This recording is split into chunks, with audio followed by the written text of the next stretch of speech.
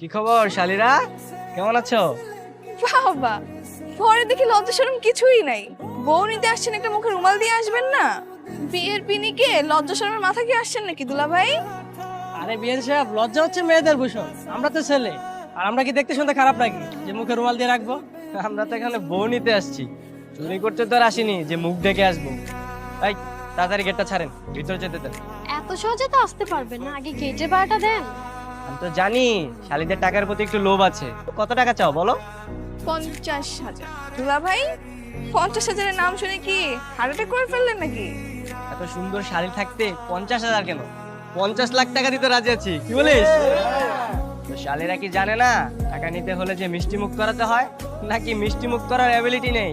অবশ্যই আছে, দেখছেন না রেডি করে রেখেছি।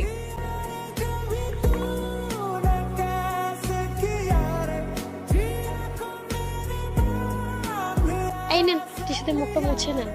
এতগুলো টাকা দিব কি টিস্যু দিয়ে মুখ মোছার জন্য? তোমার ওড়নাটা দিয়ে আলতো করে মুখটা মোছা।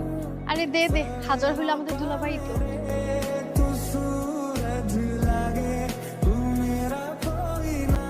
তোমরা এখনো গেটের মধ্যে দাঁড়িয়ে কি করছো? বর তো সেই কখন ভিতরে যে বসে আছে। যাও যাও, ভিতরে যাও। মানে বর ভিতরে আছে, তাহলে উনি কে?